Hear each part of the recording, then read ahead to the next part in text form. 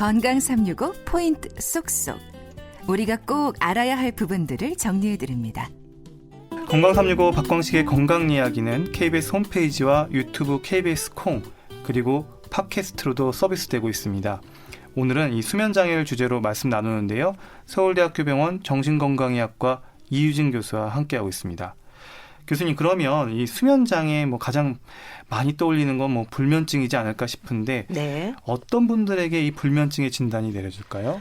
보통 이제 병원을 찾으시는 분들은 이런 불면 증상이 일시적인 경우는 막 병원을 많이 찾지는 않으세요. 네. 그래서 이게 막 지속되니까 이제 피곤하고 졸리고 머리도 아프고 기분도 별로 좋지 않고 집중도 어렵고 그래서 힘들어서 이제 병원을 찾으시게 되는데 불면증이라는 것은 기본적으로 이제 주관적이 내가 느끼는 그런 증상에 기반해서 진단을 내리는 병입니다.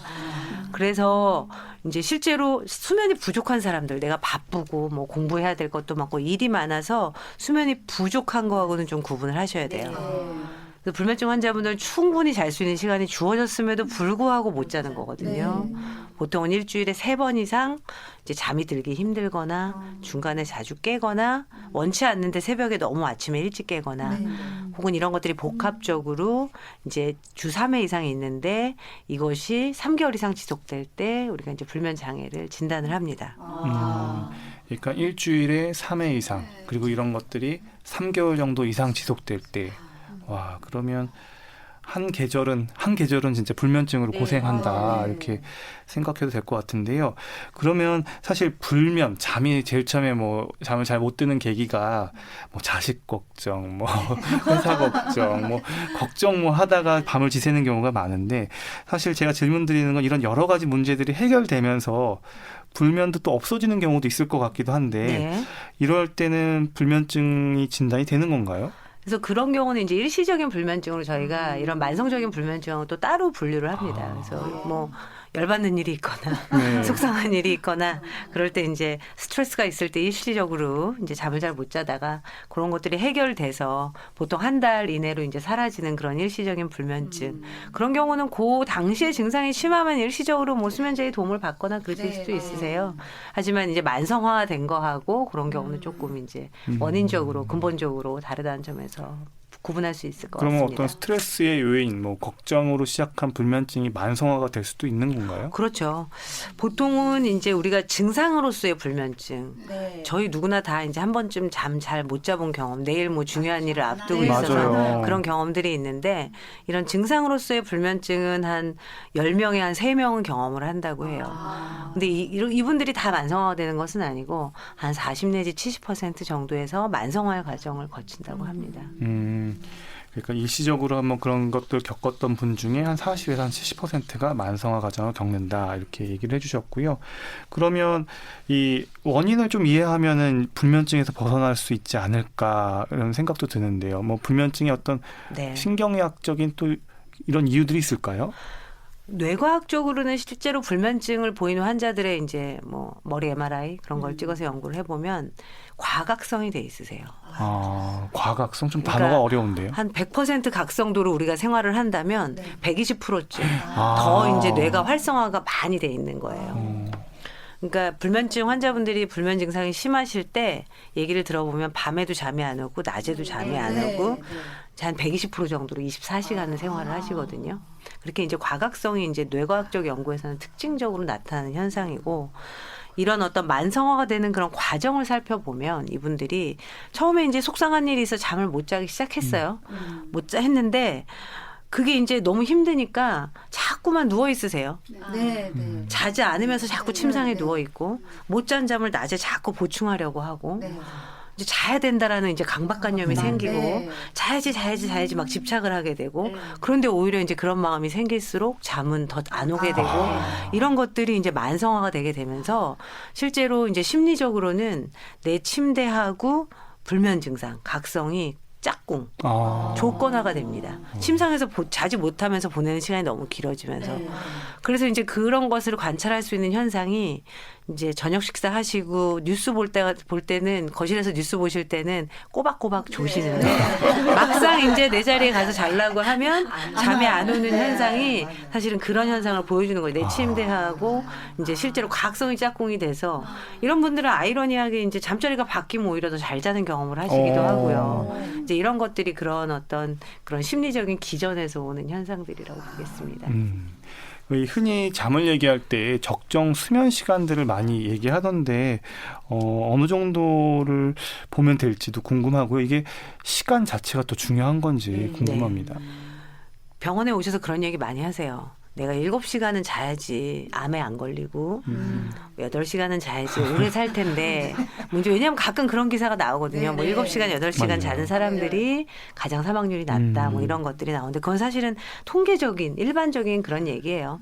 그래서 보통 성인한테 이제 권장하는 수면의 시간을 한 7시간에서 8시간 정도 권장을 하긴 하는데 진실은 사실은 개별적으로 수면의 요구량은 사람마다 다릅니다. 그래서 원래 잠이 많은 사람도 있고 원래 잠이 적은 사람도 있어요. 그러면은 내가 이제 원래 우리가 잠이 적은 사람들 6시간 이하를 자도 아무렇지도 않으신 분들이 계시거든요. 뭐 낮에 졸립지도 않고 생활하는데 아무 지장이 없는 내가 숏슬리퍼냐 아니면 정말 그냥 수면이 부족한 거를 아냐 수면이 부족한 거냐 이것을 아는 방법은 예를 들면 이제 아무 일이 없을 때 아침에 주말 같은 때 얼마나 더 많이 늦게 일어나는지 그것이 어떤 수면 부족을 어떤 이제 보여주는 하나의 사인일 수 있고요. 이제 멍하게 있는 상황, 지하철을 타고 간다든지 이제 있는 상황에 내가 얼마나 조느냐, 또 실제로 이제 내가 얼마나 수면이 부족한지 이제 보여주는 사인일 수 있습니다.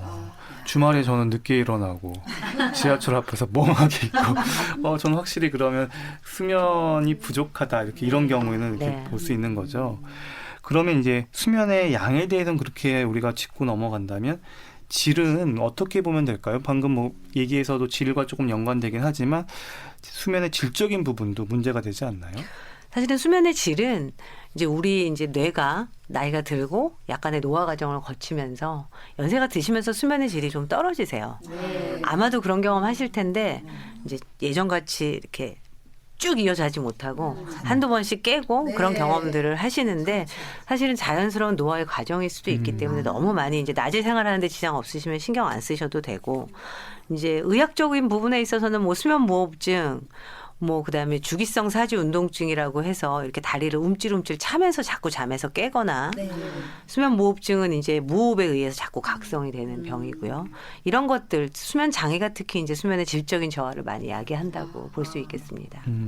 그러니까 수면의 질이 괜찮은지 안 괜찮은지는 사실 또 낮에 얼마나 잘 생활하느냐도 밀접하다. 아침에 일어나서 잘 개운하냐, 그다음에 낮에 생활 잘 하느냐 이제. 그런 것들로 평가할 수 있다 이렇게 정리하면 될 것 같고요. 그다음에 이제 요즘 이제 수면에 대한 관심이 높아지면서 또 수면다운 검사에 대한 궁금증도 많은 것 같아요. 이게 수면의 원인을 찾는데 좀 효과적인 방법인지도 궁금합니다. 네네. 지금 현재 단계에서 수면다운 검사는 수면의 단계 또 수면 장애를 진단하는 어떤 골드 스탠다드 가장 좋은 그런 방법입니다. 보통 방법은 이제 저녁 식후에 한 8시 그때쯤 내외쯤에 이제 병원에 오시게 되고요. 그다음에 각종 그런 센서들 여기에는 이제 뇌파, 뭐 안전도, 근전도, 호흡 뭐 이런 것들을 다 붙이게 되고요. 그런 것들을 부착하고 저희 검사실은 이렇게 가급적 집에서 주무시는 침실하고 비슷하게 생겼어요. 그래서 침실하고 굉장히 비슷한 환경에서 이제 검사를 받으시는 분께서는 이제 주무시면 되고요. 그다음에 아침에 일어나셔서 이제 부착했던 센서들을 다 띄고 이제 귀가하시면 됩니다. 그래서 보통은 이제 소요 시간이 한 10시간 내외 센서 부착부터 시작해서 검사를 마치고 가시는 데까지 한 10시간 내외 정도가 걸리게 되고 저희는 그렇게 이제 그 정도 8시간에서 10시간 정도 받은 결과를 30초 간격으로 다 그걸 쪼개서 한 페이지 한 페이지 저희가 판독을 합니다. 뭐 기계적인 판독도 이제 영구적으로는 제시되고 있지만 아직은 받아들여지는 것은 임상적으로는 사람이 이제 눈으로 보고 판독을 하는 것이기 때문에 어떻게 보면 상당히 좀 거한 검사죠. 네. 근데 이제 그렇게 하룻밤을 자야 되는 건데 이제 병원에서 자는 거잖아요. 그러니까 익숙지 않은 곳에서 이렇게 자가지고 잠도 이게 집에서 자는 것과는 다른 것 같고 그래서 그 결과를 들으러 또 병원에 갔는데 이상소견이 있다고 들으면 그걸 좀처럼 믿지 않을 것 같아요. 이게 집에서 잔 게 아니라 병원에서 자서 그렇다고 이렇게 얘기하는 환자분들도 계실 것 같아요. 네네네, 맞습니다. 이 첫날 밤 효과라는 게 있어요. 그러니까 병원에서 처음 이제 이런 검사실에서 처음 주무시게 되면은 이게 잠을 좀 적게 자고 깊이 못 자게 되고 이런 현상들을 또 뭘 센서를 붙이고 낯선 환경에서 자니까 그런 현상들을 이제 첫날 밤 효과라고 하는데요. 보통 이 수면다원 검사가 필요한 경우들이 있습니다. 코골이, 수면무호흡증이 의심되는 그런 경우, 뭐 자다가 아까 전에 말씀드린 것처럼 다리가 움찔대는 것이 관찰되는 경우, 그 다음에 이제 잘 때 잠꼬대 하시고 행동을 막 하시는 경우, 그 다음에 불면증을 열심히 치료했는데 1년을 열심히 치료했는데도 별로 효과가 없으니까 원인적으로 우리가 조금 뭔가 찾아봐야 되는 경우, 이런 경우에 검사들을 하게 되는데 실제로 이제 그런 어떤 현상이 있을 수 있다라는 걸 감안을 해서 저희가 이제 결과를 보기 때문에요.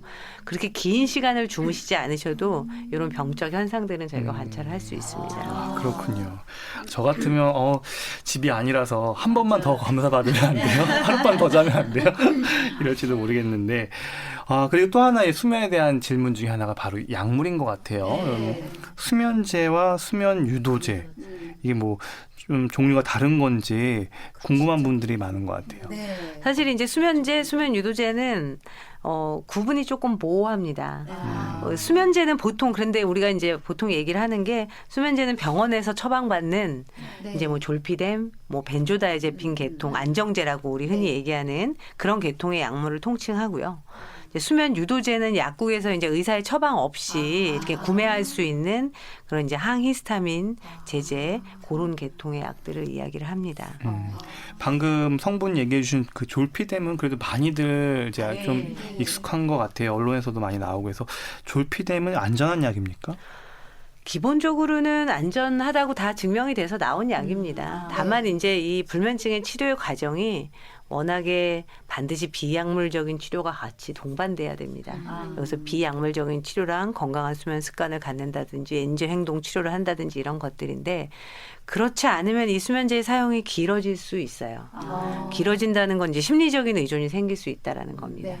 수면제를 안 먹으면 못 잘 것 같고 이제 가끔 그런 경우에 사람에 따라서 부작용을 경험하시는 경우가 있어요. 여기서 이제 유명한 부작용이란 약을 먹고서 내가 뭔가 말이나 행동을 했는데 기억이 잘 안 나거나 이제 이런 뭐 복잡 행동을 보이는 경우도 흔치는 않지만 있습니다. 예를 들면 뭐 찌개를 끓여 드신다든지 그런 경우는 실제로 위험할 수 있기 때문에 그래서 항상 그 부작용에 대해서 면밀히 이제 전문가와 상담을 하면서 그런 비약물적인 치료 방법을 같이 동반해야 최단 기간 최소한의 약을 먹으면서 이제 부작용을 줄이는 게 되겠죠.